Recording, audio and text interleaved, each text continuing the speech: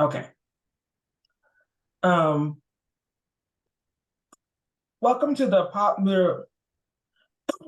popular music books in process series. All events, save one this fall, are scheduled for Tuesdays at 5 p.m. Eastern Time. Please email froyster@depaul.edu to be added to the series email list and to get Zoom links. You can watch the video of all the presentations on Eric Weisbard's YouTube channel soon after the event happens. You can find the whole calendar for the series on IASPM US's website under the Journal tab. The series is co-organized by Kimberly Mack, Francesca Royster, Gus Stadler, Carl Wilson, with me sitting in for Eric Weisbard this year, who's on fellowship overseas. Eric will join as often as he can, given the time difference where he is. The series is sponsored by the Journal of Popular Music Studies, IASPM US, and the POP Conference. Next week, we will have, on October 24th, Radical Listening, featuring Lene Denise, talking about her book, Why Willie Mae Thornton Matters, from University of Texas Press, in conversation with Dante Ross, talking about his book, Son of the City, on Rare Book Press, Rare Bird Books. But today we have The Possibility Machine, Music and Myth in Las Vegas, from University of Illinois Press, with editor Jake Johnson and contributors Joanna Dee, Michael Kinney, and Brian F. Wright. So I'll give the bios for the presenters today. Jake Johnson is the editor of The Possibility Machine, Music and Myth in Las Vegas, published by University of Illinois Press 2023. Jake Johnson is a writer, pianist, and vocal coach on faculty at the University of Oklahoma. His writing and teaching explore the interweaving of music, literature, art, and media in American life. Jake is the author of Mormons, Musical Theater, and Belonging in America, 2019, and Lying in the Middle, Musical Theater and the Belief at the Heart of America, 2021, and editor of the volume, The Possibility Machine, Music and Myth in Las Vegas, 2023. Current projects include a study of grief within film and television musicals from the long 1960s, a short book on Lee Harline and Ned Washington's iconic 1940 song, When You Wish Upon a Star, and a biography of the room where Beverly Hills music patron Betty Freeman hosted her seminal salon series of the 1980s and 90s, to be published next year with Oxford University Press. In March 2023, Jake began his tenure as the incoming editor-in-chief of the Journal of American Musicological Society. Joanna Dee is an assistant professor in the Performing Arts Department at Washington University in St. Louis. She is also an affiliate of the Program in American Culture Studies and the Center for the Study of Race, Ethnicity, and Equity. Her research interests include dance in the African diaspora, musical theater dance, and the politics of performance in the 20th century. She is the author of Catherine Dunham, Dance and the African Diaspora, from Oxford in 2017, which won the 2018 De La Torre Bueno Best First Book Award from the Dance Studies Association, and honorable mention Errol Hill Award for Outstanding Scholarship in African American Theater and Performance from the American Society for Theater Research. She has also published articles in Journal of Urban History, Dance Research Journal, Studies in Musical Theater, Theater History Studies, TDR, and Arts, as well as authored or co-authored book chapters in the Futures of Dance Studies, the Rutledge Companion to the Contemporary Musical, and a critical companion to the American Stage Musical. Her current book project examines the history of the Branson, Missouri entertainment industry. We also have Michael Kinney, who's a lecturer in the Department of Music at Stanford University. He explores the biopolitics of aging in contemporary vocal aesthetics and classical and popular music since the 19th century. His current book project, titled An Aesthetics of Vocal Age, Performance and the Politics of Decline, centers issues of continuation, success, and failure, intergenerationalism, and relationships between disability, aesthetics, and aging embodiments to describe the ambivalence of using one's voice over the human life course. Michael's work has been supported by the Alvin H. Johnson AMS 50 Dissertation Fellowship for the American Musicological Society, the Stanford Humanities Center, and the Social Science and Humanities Research Council of Canada. He is also a co-convener with Joseph Strauss of the Musicking and Old Age Study Group, which works on developing strategies and methodologies for studying old age across music and sound studies. We also have Brian F. Wright, an assistant professor of music history at the University of North Texas, where he teaches courses on American popular music.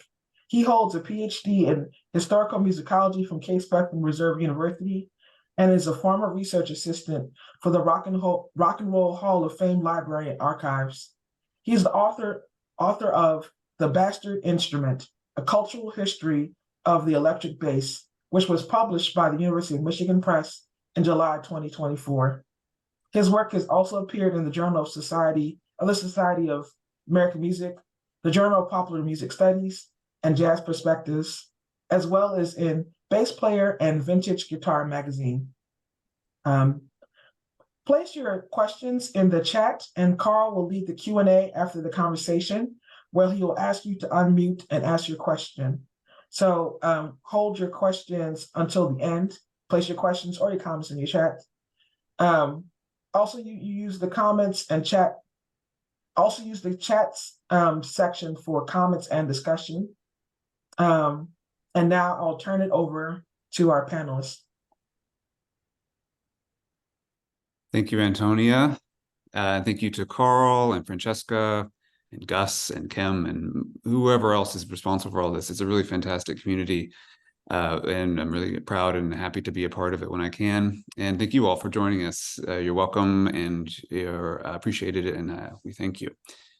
I'm going to attempt to put into the chat a couple of things that might be useful to look at. Let's see if this will allow me. Yes. This is versus a slide deck, which is just a handful of images that might be helpful as I talk at the very beginning. And then my second thing I'd like to dump in here would be the table of contents of the book, in case you want to peruse while any of us are speaking through it. So I'll give a little bit of a landscape of the evening for you. I'm going to have just a handful of minutes to give a brief introduction to both the book and what we're going to be doing tonight. And then we'll have two opportunities to hear from the panel of contributors who are a crackerjack team here. I'm really happy to have them here to represent as best we can the full breadth of lots and lots of ideas that are in the book. And of course, we encourage you to look at the book in its completion to see more of it. And then we would love to have and hear from your robust questions or comments you may have at the end. So it's more or less the strategy. Let me briefly give an overview, and I have just a short portion to read for you. And this is where, if you want to look at the slide deck, you can see images that might matter to us, including the beautiful cover of the book. This is a book of stories about one of America's most storied places. Las Vegas remains in the minds and hearts of many a machine of possibility, the fantastical realm where magic is real and risks are welcome. It is a place unlike any other, and yet also has become so familiar and approachable throughout the years that its power and potency for the not yet becomes something of a gamble itself. Vegas radiates, it explodes outward. It can't help it. As Bruce Bigout puts it, Las Vegas was born to radiate, to flash, to explode. And with that flash of radiant possibility follows a sonic boom that confirms the power of believing in something, all while echoing the dangers of falling for it all. Which is why in the background of this book is the myth of the flying and falling Icarus. In a flash, the feathered machine built by his father, Daedalus, failed Icarus when he flew too close to the sun. Icarus was warned, his fall was swift and mighty, but he also couldn't help it. The sun's radiant power held him captive. Icarus became an addict, destroyed by the very thing that gave his life possibility. But it's not his failure to escape this world that draws me into Icarus's orbit, but rather the machine that made it possible for him to try in the first place. Icarus, on his sun-obsessed flight, not yet singed or sinking into the sea, is moving towards another world. His flight is about the not yet. His machine makes the not yet feel possible. And isn't that the core of Icarus's story? After all, Icarus was never really a bird. He was only pretending. A belief made possible by a machine of feathers and wax that for a moment spun 3 sevens. Icarus tried, flash. Icarus fell, splash. Las Vegas has been to me America's possibility machine. Pretend and make believe make up the feathered engine of the city. It is a place where a community of believers gathers under the radiant power of possibility, yes, but Vegas by now is also an idea that races outward into the heart of American life and beyond. It would be a great mistake to see in Icarus only a metaphor for how possibility and greed and belief in a different world ahead can lead to disaster. The world as it is too much with us, as Wordsworth warned us many years ago. In a moment seemingly poor in possibility, however, belief in a not yet world is not nothing. Icarus is an emblem of triumph for me, as is Las Vegas. Both Icarus and Vegas are reminders that just because the house often wins doesn't mean the game isn't worth playing. But in this book, we all keep an eye on the other shapely figures in the frame. We see Daedalus the father in real time becoming, as Ovid would later describe it, a father no more. He continues to soar as his son falls into the sea. He continues to live as the one who heard the splash that often comes with risking it all. I'm compelled by Bruegel's Landscape with the Fall of Icarus, which is in the slide deck to look at. That painting zooms out to take into account the rather everyday nature of dashed hopes and failure, as well as the extraordinary feat its main characters knew it to be. Right beneath the ship, you see the splash of Icarus, and no one seems to be paying attention to it. How everything turns away quite leisurely from the disasters, how W.H. Auden notes of Bruegel's painting. The plowman may have heard the splash, the forsaken cry, but for him it was not an important failure. It's the ear indifferent to possibility for me. That's the real myth that I wanted to explore in this book. So I'd like to invite you this evening to follow Bruegel's gaze and foreground the plowman's upturned ear. The sonic consequences of pretend are not always an important failure for us.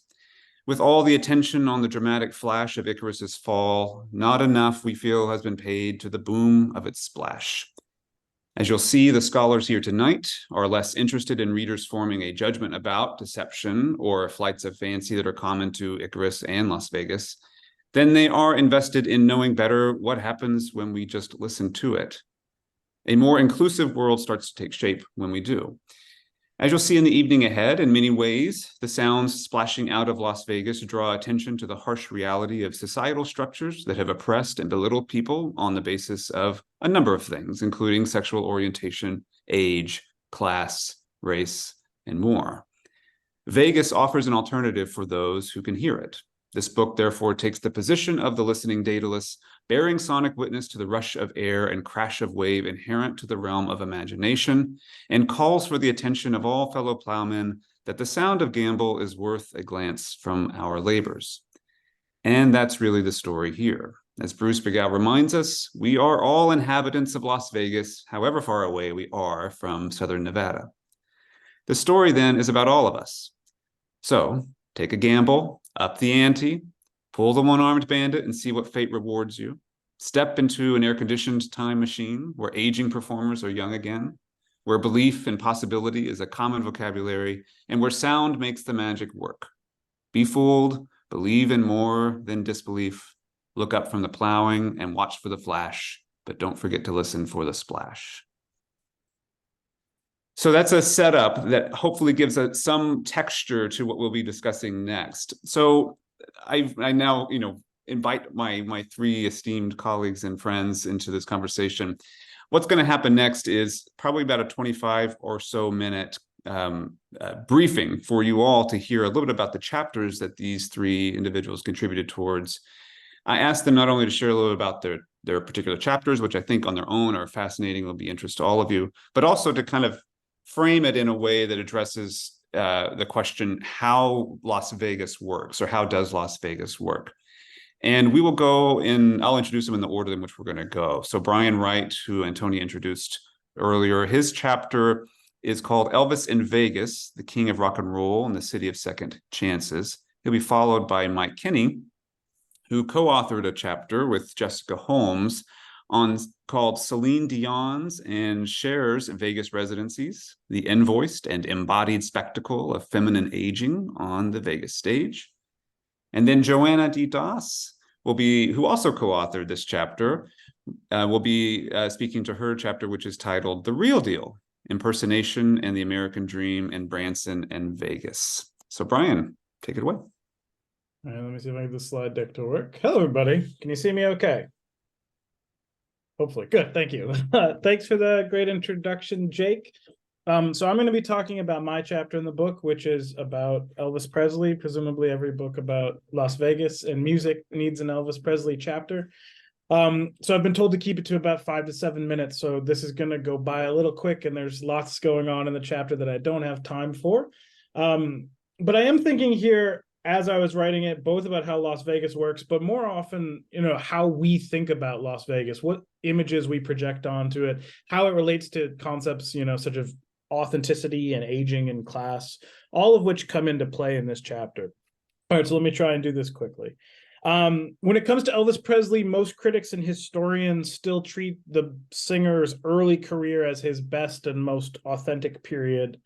And I think the Las Vegas years tend to be presented as a tragic, prolonged decline. So if you saw the Baz Luhrmann Elvis biopic, like Vegas is the enemy in a lot of ways in the film. And as I was working on this and thinking through this, I came to the realization that these depictions often overlook how long-standing a relationship Presley had with Las Vegas and how productive it was for his career. So focusing on 4 moments in Elvis's career, presumably some of which you'll be familiar with, my chapter argues that Las Vegas served as a key source of inspiration and revitalization for Presley, and that ultimately his mythical position at the forefront of American popular culture was based in no small part on his embrace of Las Vegas show business. Along the way, I also talk about the contemporary critics' reaction to Elvis Presley and their dismissal of him, often on sort of elitist and classist grounds, which I also contrast with Elvis's reception among his own fans. So it's kind of all of those themes wrapped up into one. I'm just going to give you a quick overview. So the first of our 4 moments, it comes in April 1956. This is Elvis's first appearance in Las Vegas as part of an extra added attraction here to Freddie Martin's show. Coincidentally, the week that he first appears in Las Vegas is the exact same week that Heartbreak Hotel, his first #1 hit single, becomes his first #1 hit single. So while Elvis Presley is gaining national attention and recognition and is, starting to break through as a star, most remember this special added attraction feature as just a complete and total failure. That, the Bill Willard, the critic for the Las Vegas Sun, referred to Elvis as a bore, and claimed that, Las Vegas showgoers heard better music and better acts on the Strip on a nightly basis. Shecky Green, the comedian, who you can see listed here as the in-between act, but eventually became the closing act because audiences themselves were just so poorly received what Elvis was doing. They didn't like the jokes. They didn't like the outfits. There's surviving audio from this, which is really fascinating to listen to, which I don't have time for. But in general, the whole experience was treated as a failure, largely because Vegas audiences understood Presley to be too Southern, too poor, too much of a hillbilly, as they were called, and so the Newsweek coverage of the performance described Elvis as being, quote, something like a jug of corn liquor at a champagne party. And this is kind of how he was perceived here in this moment among traditional Vegas audiences. And it would have been a failure, except he happened to run into some other acts. So he goes and takes in a show with Liberace, and Liberace counsels him that he needs a glitzier, more glamorous image, which he takes to heart and will become part of his later Vegas years.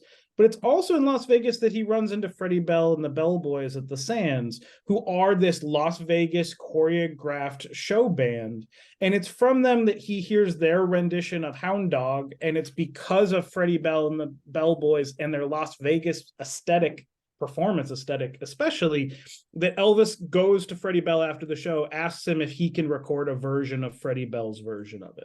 And Hound Dog famously, again, becomes the single that is like a #1 on the pop, rhythm and blues and country charts, right? And is really a big, important breakthrough single for Elvis. But it's inherently a Vegas single in a lot of ways because the arrangement is so similar. The second moment jumps us to the movie years. We go to 1964. Elvis has abandoned touring and live performance and instead goes to make movies. And Viva Las Vegas becomes probably the most famous of his films. And so much of the film is about the imagery of Vegas. There's all these shots of, showgirl shots of the Strip, as Presley plays like a race car slash mechanic slash singer who ends up, winning the race and winning the girl and getting married to Anne Margaret. And it's this sort of working class fantasy that feeds into what I think Jake was talking about, this idea that like Vegas is a place where your luck can change almost overnight, literally overnight, in the Viva Las Vegas story. But by 1964, Elvis was not the same kind of hitmaker he was in 1956. We think of 64 as the era of the Beatles, of the British invasion. Young pop audiences feel very differently about Elvis in 64 than they do in 56. And yet the film, films is one area in which Elvis can compete. So 1964 is the same year as Hard Day's Night by the Beatles famously.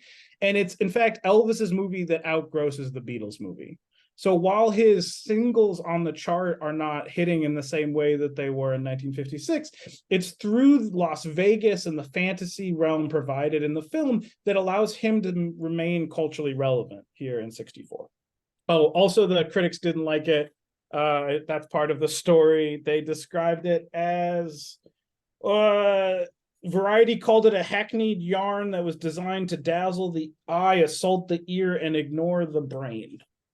And again, I'm just moving quickly here, which brings us to the third moment, which is Elvis's return to live performances in 1969 after the comeback special. He has his manager, Colonel Tom Parker, secure a residency for him in Las Vegas. And this is his big return triumphant moment here. The success of this early run of Elvis's shows makes him the highest grossing or highest earning performer in Las Vegas. He was earning more than Frank Sinatra and Dean Martin, and was a huge success, and for his fans was a huge triumph, except, again, we get to critics and their opinions here. So we have the new generation of rock critics who accuse Elvis basically of being an oldies act, of being a nostalgia act. And more than that, they criticize his audience, calling them, David Dalton in Rolling Stone referred to his audience as super straight, mostly middle-aged people with children, and affluent old Elvis fans in their 30s, their ducktails trimmed into neat executive crew cuts, their leather jackets turned into seersucker suits.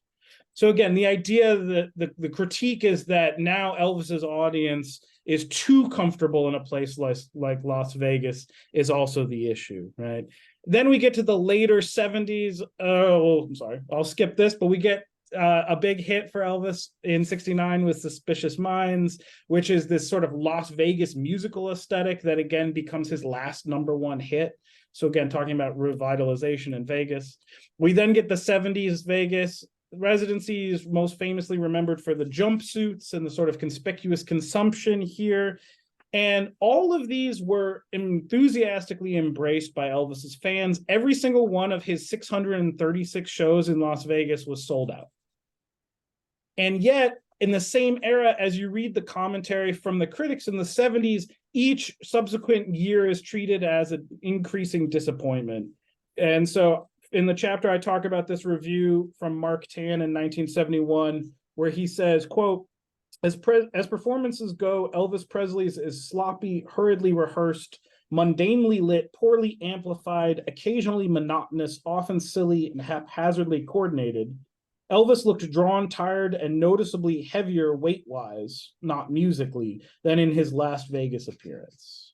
And so I talk about, Vegas as this communal space where Elvis and his fans can come together, regardless of what the critics say, regardless of what maybe are the current trends in the culture at that moment. And I think that is by far the most influential part of the Elvis in Vegas story, is it creates this space in Las Vegas for all of these artists to treat Vegas as a place for these residencies, for these sites where you can come together and meet with your fans and have this huge communal celebration. And, we've seen that. I think we're going to hear about Celine Dion and Cher in a second, right? We've seen this with Aerosmith and Motley Crue and, Shania Twain today.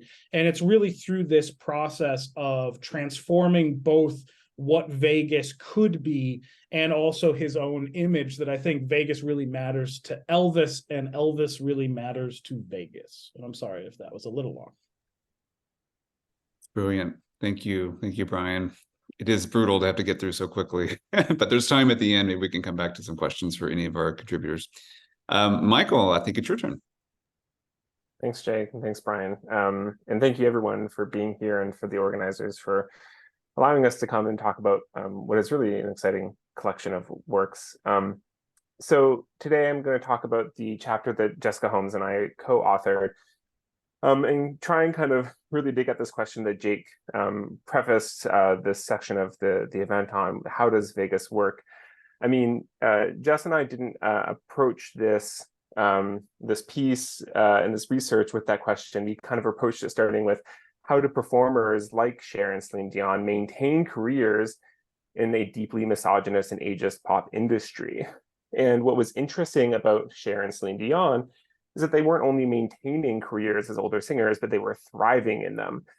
Dion's residencies are not only record-breaking in terms of their profit, but also in their longevity. And likewise, Cher's ability for reinvention hinges on her connection to the format of the Vegas residency. So Jessica and I were quickly asking ourselves, how does Vegas and the Vegas residency allow this type of career for what are, in pop music, unlikely protagonists? And we kind of knew how Vegas worked in order to stigmatize older singers. The Vegas residency before Dion and Cher's 10 years were stereotypically performances and spectacles of nostalgia, as Brian was just mentioning. And Vegas was seen as a place where, quote unquote, singers go to die. Ben Beaumont Thomas, a critic, describes that the Vegas residency before the aughts. He describes it as conjuring images of early bird dinner specials, corny magicians, and Cole Porter standards sung to happily clapping coach parties. So not super positive and really focused right on this image of it's a space for older fans, older singers. But we note in this chapter, however, that Dion's influence in particular in redefining such an image with the Vegas residency, resurfacing as a place for both young and old singers to extend their careers. Therefore, our focus on Cher and Dion aims to complicate the ageist decline narrative of the residency by focusing on how Dion and Cher create and use the format in ways that simultaneously draw attention to their own aging, while also subverting expectations of the old performing female body. We think of this as a type of embodied musical tourism, and the voice as a site where disability, aging, and gender intersect for audiences to safely explore, through these singers' performances, assumptions about growing older. And we soon realized and recognized that Vegas, like disability, aging, voice, and embodiment, is filled with contradictions. But at the core of those contradictions are possibilities for creative agency, professional autonomy, and space to achieve some degree of career longevity. So by building on the work of scholars like Nicole Naiman, George McKay, and Laurie Strauss, as well as Tiffany Naiman and Roz Jennings, who have written specifically about aging women in popular music, we position Cher and Céline as pioneers of what we term an empowered late feminine pop style that originates in, is facilitated by, and inextricably linked to Vegas as the city of second chances. Rather than understand Vegas as a place where aging performers can be young again, we hear Dion and Cher's performances to resist tropes of aging femininity and restructure their aging as a process of possibility despite all odds. So the first part of the chapter focuses on Céline Dion's transformation of the Vegas residency and how her aging became a central part of its redevelopment and success. Dion has long been critiqued for her seeming inauthenticity and overwrought emotionality, and many critics through the late 90s and early aughts associated Dion's emotionality with a particular type of middle-aged femininity. Claims that that Dion's performance style was uncool further labeled such middle-aged femininity as lacking in pop music's valuation of authenticity. So in other words, Dion's musical and performance styles aged her and thus excluded her from earning serious pop music credentials. Through the Vegas residency, however, this image began to shift. Dion's corniness, as we put it, and over-the-top performance style spoke well to both the artificiality of Vegas, but also to expected and acceptable forms of feminine aging, ones that sideline sexuality through camp aesthetics or that emphasize issues of modesty and grace. Dion employs both strategies in her Vegas residencies, and while they reify a particular type of stereotypical feminine aging, Dion also subverts the image of the aging female pop star by becoming both hugely successful and hugely popular among multi-generational fan bases that travel to Vegas specifically to see and hear her perform. The second half of the chapter focuses on Cher, as someone who is older than Dion, but extends the model of the Vegas residency that Dion helped establish. In particular, we focus on how the cultural fears and rumors around Cher's cosmetic surgery are reflected in her self-reinvention as she ages into her 50s. We center the release of the 1998 smash electro dance hit Believe to explore the connections between cosmetic surgery and auto-tune, both technologies of enhancement that throw into question one's authenticity. We consider how Cher's late career is marked by the use of such technologies to facilitate longevity. While Cher has been highly criticized for her seemingly ageless appearance, she has also stated that without reinvention and cosmetic surgery, she would have been pushed off the pop scene much earlier in her life. This type of criticism appears as well in response to Believe, where the auto-tune voice functions much in the same way as the surgically lifted face. Both try and to some degree fail to suggest to audiences that Cher is relevant. But regardless, Cher's continued use of the technologic in performances of Believe maintain the possibility of an everlasting future for the aging pop icon, giving her vocal presence in Vegas a certain degree of indestructibility. And her continued performance in Vegas invites audiences to understand that she will keep going as long as she can, even if that means being aided by technological intervention in the form of vocal manipulations, cosmetic surgery, sets, staging, costumes, and the theatrical. So looking at how Cher and Dion performed aging through the Vegas residency brought Jessica and I back to the initial question of how does Vegas work? And we kind of conclude that Vegas works by convincing both performers and audiences that one can throw away the concern with expected performances of authenticity and instead celebrate the idea that we are who we make ourselves to be. Vegas becomes a place where the aging female pop singer, for example, can create a future and a world that routinely tells aging women that there is none.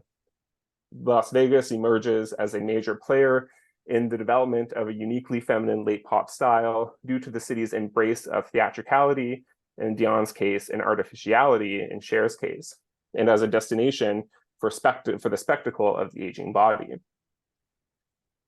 I know I'm running out of time, but two very quick additional conclusions. The first being Vegas is perhaps unique in that it is a place where multi-generational audiences meet, all lured in by the promise of spectacle and staying to celebrate artists who speak to different interests. The second conclusion is that Vegas works because it has the capacity to facilitate different images and strategies of aging on stage. Dion and Cher demonstrate more broadly that Vegas is a place for the diversity of aging itself. Each employs their iconicity in Vegas, but in a way that supports their own individual ideals of what it means to get older, and ultimately both reject the script of age decline as a fundamental commonality in the feminine late pop style, fashioning lateness as a site of entrepreneurial risk-taking, feminine bodily autonomy, and creative empowerment. Thanks. Thank you, Michael. Really well done. And Joanna, it's your turn. And I think I apologize. I think I demoted you. You're an associate professor now, I believe. Yes, I am, but it's very recent, so no worries. Well, hi, everybody. Thank you for inviting me to speak on this panel today. And I'll just talk pretty briefly. My entry point to Vegas was through one of its facsimiles or derivatives, which is a very Vegas way to approach Las Vegas. My research is mostly on Branson, Missouri, which has been called Christian Las Vegas if Ned Flanders ran it, and country music Las Vegas. In case you don't know it, it's a small city. It calls itself a town, but it's a city in the Ozarks of Missouri that has a massive live entertainment industry. And the story of Branson and Vegas starts out like this, converges like this in the 90s, and then it splits apart a little bit more by today. So I'm going to try to trace that journey a little bit for you. And one thing that, these two places have a lot in common, and you're going to hear a lot of resonances with what our other presenters have already said, but something about how Las Vegas works, and I think how Branson works, is earnest inauthenticity. And so how do we square that oxymoron is very much, I think, part of how Americans define ourselves. And so both Las Vegas and Branson kind of got their starts to their entertainment industries by building a federally funded dam nearby. And both entertainment aspects of their industries really kind of got going in the mid-20th century with the rise of leisure tourism. And both featured live entertainment, specifically music-based, but not concerts, right? These are shows. And there's a difference between a concert and a show. And in both places, performers have to put on a show. And what kind of brings them together in the 1990s, most tangibly, is a shared show that appears in both places called Legends in Concert. And Legends in Concert features celebrity impersonators, which Legends in Concert kinds of calls tribute artists. And now that phrase has come around. And so one of my questions was, they tribute artists in Legends in Concert when it started in the 1980s by a Mormon producer in Vegas. They're all dead celebrities, of course Elvis. But eventually Legends in Concert grows to include performers who are still and celebrities who are still alive. So people paid to see an impersonation of Céline Dion a mile away from Céline Dion's residency in Las Vegas. Same thing in Branson. Garth Brooks will tour to town, but you will also have an impersonator of Garth Brooks. And so what my co-author and I kind of explore is why this show still gives people the feeling of what one person calls the real deal. Or maybe to borrow a line from another Vegas residency now, U2, even better than the real thing. So what is it about celebrity impersonation that still fulfills people's sense of authenticity, knowing that it's inauthentic? And you could say that about Vegas overall. What is it about Vegas that people find so fulfilling with its bold pronunciation of inauthenticity of architecture, inauthenticity of everything, right? So that's a question that we kind of set out to answer. And, one response is that even impersonation can give you a feeling, and it's more about the feeling that you get from the performance rather than the actual person themselves. And so I said I wasn't going to show anything, but I might share a brief YouTube clip of one of Legends in Concert's Elvis impersonators, Jonathan von Brana, who played Elvis for 6 years in this concert, and just a moment of his interaction with the audience. And then a moment I talk about in my chapter during CC Rider, where he whips his hand and his head around 18 times, as opposed to in, you know, videos we have of Elvis himself doing it is more like 3 or 4 times. So another way that impersonation becomes more real than the real is through exaggeration. So I will briefly share sound, and let's see if this will come up. Can you all see it? Okay. So let's see, Jonathan. Give me your hand, put it on my leg, rub my leg, a little bit faster.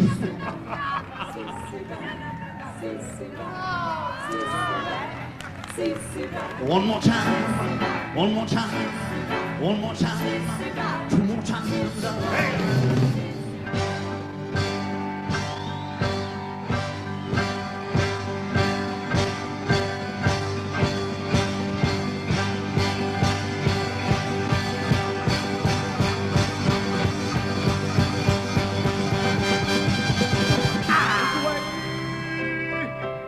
Okay.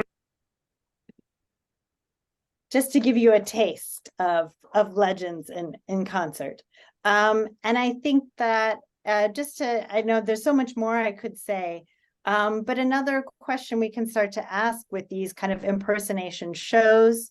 Legends in Concert was the longest running show in Vegas by like the 1990s. It just ended this past year. They're hoping to bring it back, but it ran for longer than any residency. So why is that? Another question is, what does it mean to have nostalgia for nostalgia acts? And this double layer of nostalgia that happens with celebrity impersonation, that is particularly Vegas, but also as demonstrated by the success of Legends in Concert in places like Branson, but also Myrtle Beach, Pigeon Forge, other places, that a Vegas aesthetic of earnest and authenticity has become pretty widespread.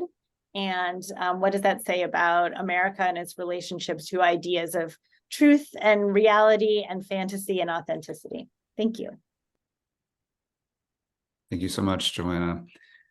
So this last portion is kind of doing 2 things. And one is kind of concluding the formal part of our work to present the book to you, but it also, I hope, opens up some or models a kind of engagement that we can have in the Q&A that will follow. It's just a few minutes long, and really the question I've asked Brian, Michael, and Joanna to consider is, how has thinking about Las Vegas the last few years on this project, how has thinking about Las Vegas shaped their feelings about values that are close to Vegas, which would include escape, fantasy, and deception, and others. So this is a bit of a meta level kind of reflection, but I wanted to start maybe with Michael, if you wouldn't mind, if you have a response to that, and then we'll just go in turn, and then I will turn it over to Carl for Q&A management. Sure. Yeah. Thanks, Jake. Vegas was a very new place for me to kind of focus my research. I think, not to speak for Jess, but I think for her as well. And for me in particular, I think since working on it, I have been thinking, it's been very helpful in my kind of broader research on aging and vocality to think about ideas related to temporality and patience that go into issues of escapism and fantasy, right? That there's kind of a certain degree of willingness that you need to have to kind of throw yourself into the space of fantasy and just see where it'll bring you. And I think that what I've kind of learned from thinking about fantasy and escape in that way, and kind of listening past maybe my kind of entrainment in listening, I found ways to, as Jake said, that ways for more inclusion in sound and music in particular, right? Sticking with the possibilities they're born out of fantasy and taking them seriously has really proven to be a useful kind of methodology for my own work. Thank you. Brian, do you have a thought about this? How has thinking about Vegas done something for you?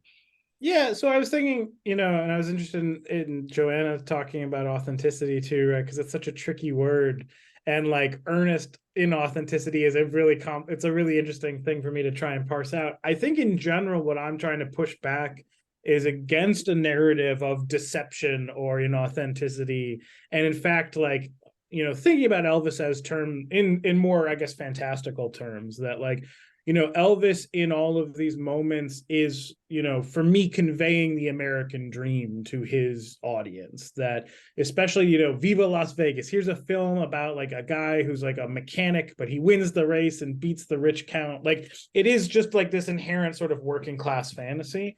But also, in my chapter, I gave you the whole quote. I didn't give you the whole quote, but I gave you a chunk of the quote from Mark Tan where he like fat shames Elvis Presley, and how dare he not, be fit anymore or whatever.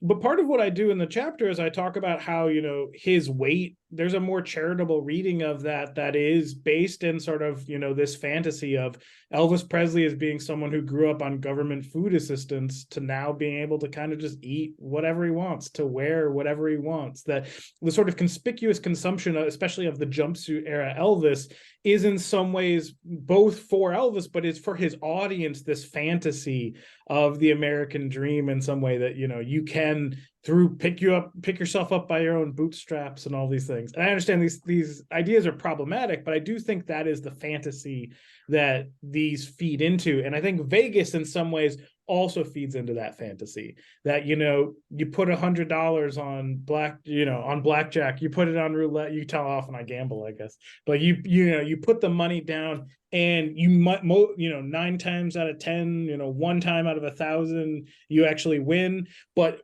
there's always that chance, right? There's always that chance it could turn around. And I think that's the appeal of Vegas. And in some ways is maybe the appeal of Elvis.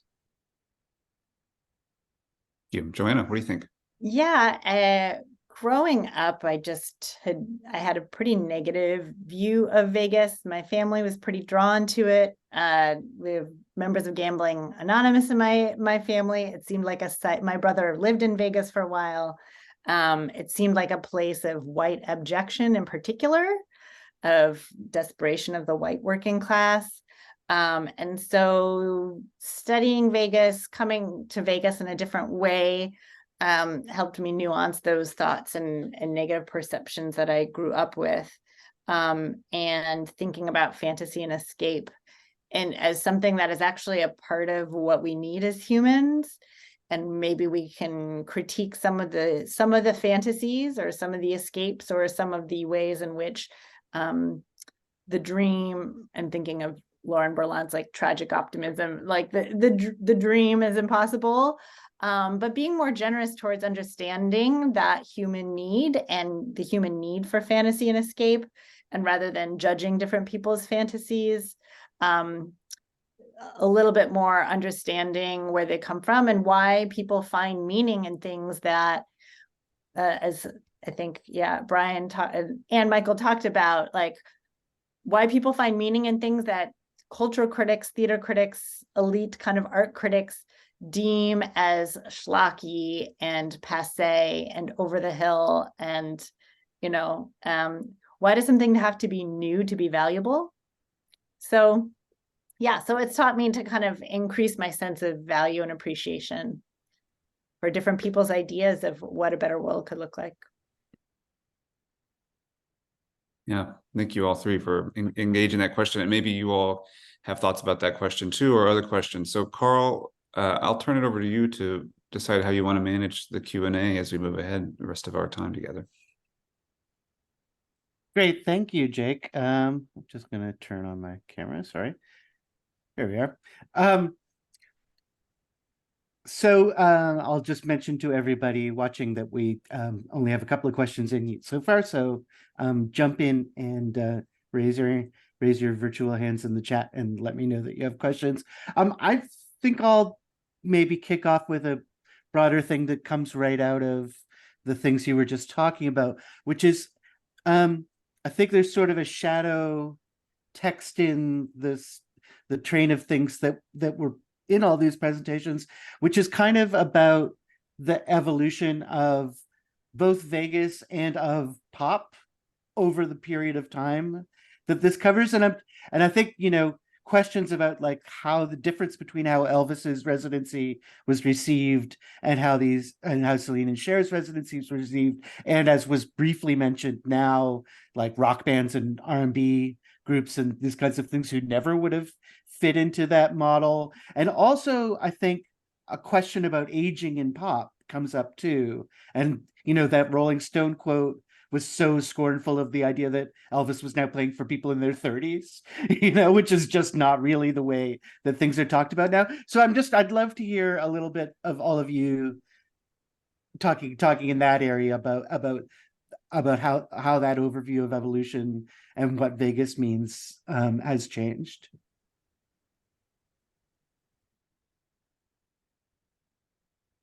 I can weigh in really quickly at the beginning, and anyone else can join the train too. I think it's a great question to think about, like, whatever Vegas has represented aging in a way into the American psyche, to where it has become really familiar, and almost nothing that's unique about Vegas is unique about it any longer. You can gamble lots of places, for instance, and the casino circuit of performers who are aging is all around us, all throughout the country and the world. And so the kind of emanating quality of Vegas is interesting to see as it ages in its space, but also moves outward. I think what I would offer to the question would be that so much of the criticism of Vegas, and rightly so, centers on this kind of postmodern fantasies and this emptiness at the core of postmodernism. And it's interesting to see the love language emerge around Vegas by working class people, as some of the contributors talked about, but also lots of other kinds of people who seem to be congregating towards Vegas, which seems to me that there has emerged out of postmodernism a vocabulary that has kind of created a sense of hope and love, even if in the face that Vegas represents, as Joanna mentioned, a whole stream of things that we are not super proud about and can be problematic in a number of ways. So I think maybe something Vegas shows us is that the world has grown a little older when it comes to what used to be simply living completely in the surface. That there's some kind of a depth emerging within even this postmodern stream. I can try and jump in for a second here too. So, I mean, there's a lot to tease out in this. I think I wasn't supposed to look in the chat, but I did. And somebody brought up the sphere, right? And I was thinking about the sphere in this case of like Vegas, as Jake said, there's nothing new in Vegas, right? Except the sphere, right? Except Vegas is always on the cusp of a certain quest for perpetual novelty. And I think pop is always on a quest for perpetual novelty in a similar way, that like you're always trying to outdo something. You're always thinking about spectacle. So I think, to what Joanna was saying earlier, I do think Vegas is just more normalized. It's become a tourist attraction in a very sort of normal sense for a lot of people. So there's an economic factor of like, it's cheap. They subsidize flights and hotels so that you'll come there. And it's now a tourist destination in a way that it wasn't necessarily in the 50s or in the 40s, right? At least on the scale of we think of it today. So I think all of those factors have helped normalize Vegas, but also the idea of spectacle and show fits very nicely in a sort of post MTV pop landscape. And I think a lot of those people who built careers with a visual spectacle in mind find themselves fitting very easily in Las Vegas 30 years later. Yeah, I'll just add that I think from the 1950s through to today, Vegas has gotten way more racially diverse. And, Catherine Dunham, the choreographer I wrote my first book about, talks about dancing in Vegas in the 1950s and how vicious the racism was when she was there. And you go to Las Vegas today, it's one of the more multicultural cities in America. And also the multi-generational, right? That it's gone from kind of been this reputation for sleaze to the family-friendly show, which I think Legends in Concert had a big hand in playing in the 1980s, again, with the founders Mormon, like deeply religious Mormon faith. And so therefore, how does it maintain difference, as there are a lot of places like it now in the US. And I think, yeah, the constant reaching for the more spectacularity is one answer. So even as it's a place where people who are already established or aging, right? Like U2, right? Already established aging, or impersonators, it's like that simultaneity of that plus the newness and the novelty. And that Vegas will always try to one-up you on spectacularity. So that's kind of a constant, even as a lot of things about it have shifted. Maybe just quickly to add, maybe this is just restating what Joanna said, but there's this idea that spectacle, I think, is for everyone. Fantasy is for everyone, regardless of age, right? And that we discussed this a bit in our chapter, that the fan base for both Céline Dion and Cher has diversified, right, in terms of its age categories, right? So even though these are aging performers, aging singers, you have this kind of meeting ground where original fans from, you know, a generation or two ago of these singers are now kind of bumping shoulders with people who are maybe discovering Cher and Céline Dion for what they are today. And that kind of like generational crosstalk between about fans and their different parts of their careers kind of adds to that aspect of spectacle, right? So it's not only about the show and the performance, but it's also about kind of the community that it brings together to figure out what is the spectacle of age, and in many ways actually normalizes age, I think, in positive ways. Thanks so much. Yeah, that last part makes me think about parents and kids at Taylor Swift concerts this year, and all of the talk around that, and then one wonders how long we have the countdown to Taylor Swift's first Vegas residency. Antonia, you had a couple of questions, and maybe pick one to start with. Sure. Thanks, everybody, for this interesting discussion of Vegas. I was thinking as you all were talking about the conversation I saw on Twitter about Usher's Vegas residency and how it was sounding different in terms of what it meant. It felt like a coronation of Usher's ability to have a crossover audience, less so associated with corniness. And I thought, as people describe, going to the Usher concert and watching him dance and being as good as a dancer today as he was back in the past, it felt like the performance expectations are different perhaps for Black pop musicians. So I just wanted to have you all think about, is there a different way that having a Vegas residency works for Black musicians?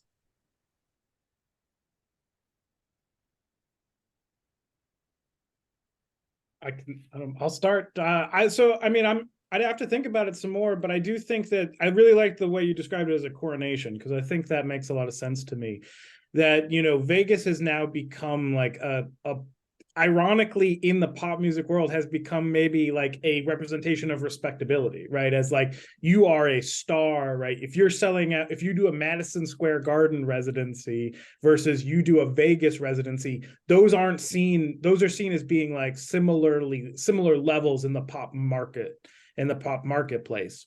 So I think, you know, Vegas, in my work, when I talk about, and I talk a little bit about this in my book about the electric bass, but there were a lot of Black acts playing, you know, there were like the Treniers or people who were doing sort of R&B, you know, show bands on the, you know, strip in Vegas in the 50s. And so Vegas was a space for them in some ways, but it was a much more, you know, complicated, you know, racially fueled space that was much more problematic. And I don't think we think of Usher as existing in that at all, that when he goes to Vegas, it's like, you know, it's this epitome, it's this coronation, as you say here. The other thing that I was thinking about too, and we definitely don't have time for this too, but like all of the rise of like cruise ships now being seen as respectable a little bit, and like there's now themed cruises, that all feels to me to be the outgrowth of like this Las Vegas idea that the you know, you can go and find your people and your band and your musician and celebrate them, and it's now this respectable thing. Yeah, I would just add to that, Brian. I mean, we've spent most of today talking about, you know, this kind of fantasy component of Vegas and how much music plays a role in that. But the other side of this that the book explores is how much Vegas plays a role in shaping musical culture and industry elsewhere. And that's something that was originally what caught the eye, because Vegas is playing such a obvious and central role historically, and also, as you mentioned, today with this kind of arrival point for celebrities, not a place that's just for the leftover bin. And yet Vegas is rarely mentioned in any kind of serious way, because it has this reputation of being cliched or kitschy, or for a class that we don't appreciate.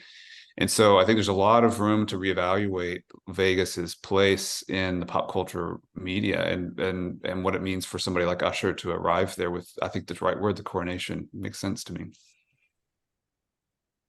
I think it also has the possibility too of just kind of transforming pop music industry, right? It offers alternatives and offers models for thinking about, right, what place something like crossover has in kind of a broader pop industry, or what does it mean for a singer to be legendary, and does it have to be connected to a place or a type of kind of economic arrival, right?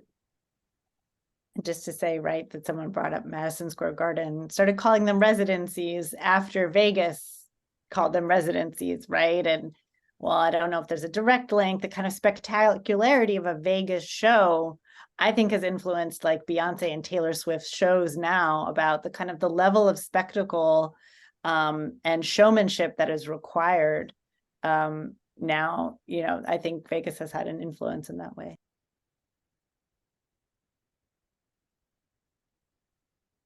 Great. Jerry Kranitz, do you want to unmute and ask your question? Yeah, it was less of a, maybe not so much a question as a comment. Joanna got me thinking.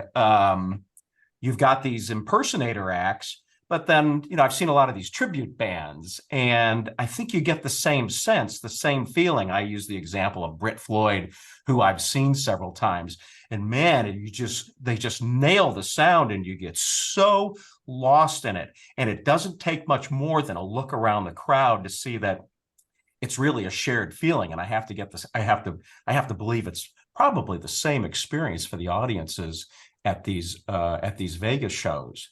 It's also a heck of a lot cheaper than seeing the real thing. That's an interesting component too. But anyway, that's just a thought that you inspired. Thank you. Yeah, I think that, you know, when people talk, Jonathan von Brana in the 1980s had his own fan club because people were so connected to his version of Elvis, right? And that there are ways in which people who are tribute artists kind of can recreate the emotional experience of hearing this music and getting to recreate it live instead of listening to a record in your bedroom, right? It is very powerful for people. So that's very true. The problem for performers becomes, so you just read so many stories in the archive of these legends and concert performers who are like, yeah, and then eventually I'm going to put out my own record. And none of them ever do. So there's still this desire for an idea of originality in the music world, right? And like on an artist level, whereas the audience experience level isn't quite, you know, the same. So it was just sad because I was like, none of them ever became famous, knock on wood. I don't know. None of the Legends performers did in that I know of anywhere. So it can be so great for an audience, but a trap for a performer. Good point. There's also, there's a lot of tribute bands in Texas where I am, and that's like that's if you want to be in a band that plays and, you know, gets paid to do it, you have to kind of specialize, so that there's like hundreds of very specific tribute bands where I am. And I also think that it speaks to thinking of economics and scale, right? Like, so on the one hand, the sphere represents the high end, all of the money, what there could be, the possibility, right? The tribute bands also kind of are part of this widening gulf. Like, there is, much like we think about the middle class as maybe having fallen out in America, right? The middle class of the music industry has fallen out, that it's hard to be a middle tier act and make money. But one way you can do it is by being Brit Floyd, right? They can tour anywhere and they can survive, but I don't know them well enough to know any of the musicians' names, right? And as to Joanna's point. And so that gulf we see economically, I think, is mapped in the music industry of like there are bigger paydays, and there are avenues you can go, but that middle route has sort of been hollowed out, I think, and that's kind of part of this trend as well. Hmm. Uh, Yeah. Just maybe very anecdotally to add quickly, I played for a very brief time for a Elvis cover band in an orchestra, and it was a lot of fun. But what this conversation is reminding me of is just kind of the labor and care that goes into the act of reproduction in the cover band, and that like it is a very different form of creativity, and I think maybe, you know, we can be focusing our energies towards kind of thinking about that as being as labor intensive as originality. Yeah, that's really interesting. You're making me think about the fact that, although of course these still exist, but the conventional like top 40 covers band as a place to begin is very different than beginning as a tribute act, right? Like a covers band can like gradually start throwing original songs into the mix, but like Brit Floyd can't do that. So doesn't have the same kind of growth path built into it. And it's interesting to think about that as a class divide thing, the way that Brian was putting it. Antonia, you had a second question. Sure, sorry to double dip, but I was also thinking about, as you all were talking about, this economic argument you can make about Vegas as the music industry creating a way for people to stay employed. Because as you get older, you may not, so much of people's money as musicians is made on tour, but when you're getting to be older, you probably don't want to tour as much. And maybe, not that the music industry is altruistic, but it does create a way for people to continue to perform, but not in as a demanding sort of format. Any thoughts about the economic kind of function of Vegas and how it might serve the industry or the performers?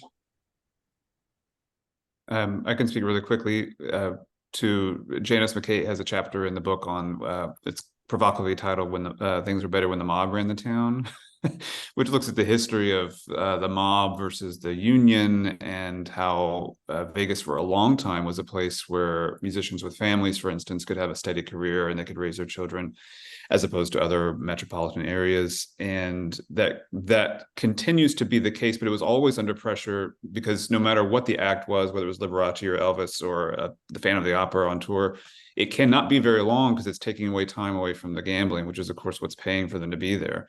So there's always been a kind of way of hiding the labor of musicianship or finding ways of circumventing it. And now, of course, we have electronic age where you can have canned music. And there's another chapter in the book on Cirque du Soleil and the way they use embodied live performers that are hidden, and how that works within Cirque du Soleil's fantasy system. So I'd say, yeah, I mean, it's a great question about thinking about Vegas as kind of cashing in on music while needing music always. And that unsteady relationship has, it's kind of been weird, right? There's times when musicians are very obviously there, like major residencies we've been talking about. But for a long time, just everyday musicians could just plop down and live a long life playing shows every night.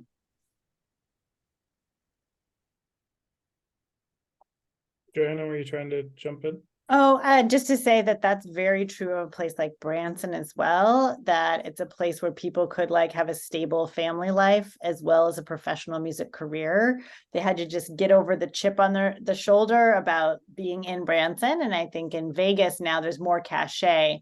This is one place where they've started to diverge again. I think, as we've said now, being in Vegas and performing in Vegas as a star is now a feather in your cap, not corny. But in Branson, it's still seen, you know, as Vegas used to be called the elephant's graveyard for musicians or entertainers, and now Branson's called the elephant's graveyard for entertainers. So there's this double-edged sort of like this disparagement, but also it's the place where you can have a stable family life and a stable income. So it plays a role in the industry for that. So I was just gonna, going back, I'm doing a lot of hot takes today, which is not normally my stock in trade as an academic. Maybe I will regret having said all of this tomorrow. I don't know. But I think to your point, Antonio, about like good work for aging musicians, I see that today as part of a larger trend in the music industry that's focused on like big paydays. Now that you can't make money selling records, how do you make your money? You play festivals, right? You sell your publishing now, that's the thing. And there's always a look, instead of trying to make gradual income, over the course of a year touring, not everyone can sustain that. But what you can do is these Vegas residencies become big paydays, like playing Coachella or something like that. So in that gulf that I was trying to get at between, the high end, top end of the music industry, right? This is one place that Vegas, it's not just about old, it's about, that's how you make money at any level. Once you're in the sort of elite, the 10%, the 1% of pop music performers. And just very quickly to add that I think among performers themselves, they know that Vegas is a place exactly for this, right? And it has already the reputation. There's this great quote from Howie D from the Backstreet Boys, and when they were doing their residency, he explicitly says that, right? It's so much better to just stick in one place and perform every night as it is to get on a bus or to get on a plane and travel around the world to do it. And something that we discuss a little bit in our chapter is also the kind of disability politics that are associated with that as well. Yeah, that's why I'm so excited about Joanna's book on Branson, and also somebody should write a book on Orlando, Orlando, Florida. There's so many other spaces like this where a lot of these points are being raised and applied there. That's great. Thank you. Yeah. And, these questions like post-pandemic as well, the economics of touring, aside from if you're not Beyonce and Taylor Swift, a lot of people are finding touring much harder. So it's interesting. This might be views of some kind of future in some ways. Lucretia, I think you have our last question.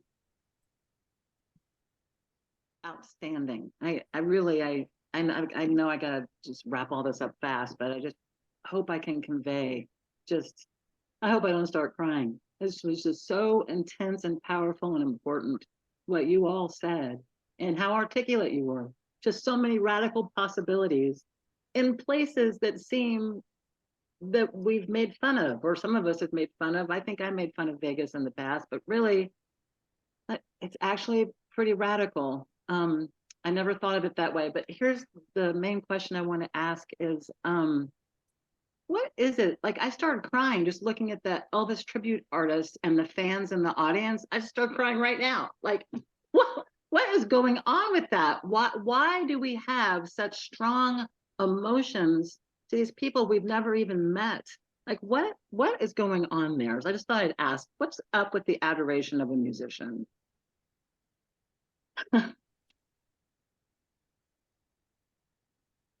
I might let a musicologist person take this one. I have my own thoughts about like human psychology and needs for connection, but maybe someone who knows more about like how music especially makes that work. Jake, do you want to go and then I'll do my Vegas take? Is that where you want to go? Take your Vegas. I don't really have anything in particular. It's just a great question, Lucretia. I feel the same way. It's moving to watch people get moved by something that's so plainly fake. But also, I mean, this is why I love musicals, as people know me. Like, there's something really powerful about that. And pop music sometimes hides that part of itself. And so when you see it so evident, then there's something really special that seems really honest about that. So that's all I would say. I agree with you. So Jake in his other work writes a lot about lying and deception and fakery and the power of that. So that's where I thought he was going to go here. And maybe he'll follow up on what I was going to say here. But I think, I don't think it's fake. I think that's the secret. The secret we don't want to acknowledge is that if it feels real, if Britt Floyd plays or whoever plays and it feels real and it conjures the same emotions and feelings, it's a mistake in my mind to call that fake, to say that that's not, it's discounting the people and the feelings they have. And so when Elvis is playing Las Vegas and the rock critics all come after him and say like, well, he's too fat or too old or too nostalgic, right? All of that is discounting the thousands, more than 500,000 people who traveled to Las Vegas to go see him. And for what I'm trying to get at in my work is just to kind of try and empathize with those people and understand that those opinions matter here. And which is funny, I know that I walked into a room full of music critics and then talked about my paper about how the music critics might be a problem, right? But I think the point I'm emphasizing here, Lucretia, that you're getting at is that, like, how can we call it fake if the emotions, if the connections are real? And I think that's really important. And I mean, and maybe this will lead into kind of Joanna's thoughts too, but I was just reminded of when she was speaking about the layering of nostalgia that happens in these acts, right? I think that nostalgia is very powerful. And I think that, you know, emotional states like sentimentality have been so kind of derided kind of culturally and for what they do for us. So I think that you know, this is part of maybe something that Vegas does really well, or that Branson, Missouri does really well, is that create spaces for sentimentality, create spaces for lesser kind of affective modes that we don't necessarily pay a lot of attention to, but deserve attention. Yeah, just to repeat, the shows I've seen in Vegas and all of the ones I've seen in Branson, the entertainer really reaches out to the audience. Maybe not Cirque du Soleil, but in the Legends show in Vegas, I mean, the Elvis is there touching you, right? He's flirting with you. He's laughing, and this Jonathan Van Brana's laugh in that clip seems very genuine. And I agree with Brian that we can't call those emotions fake, even if they're imitators. So yeah, I just feel like music is a strong, powerful, emotional connection people have. And so when someone's singing it live to you, it really, it's very effective. Yeah, I would just add, one of my favorite parts about Michael and Jessica's chapter on Céline Dion and Cher was an observation that a lot of these women who are traveling to Vegas to see these shows are around the same age as these performers, and they're also looking for strategies and models for how to age gracefully in a society that outside of Vegas doesn't allow that to be possible.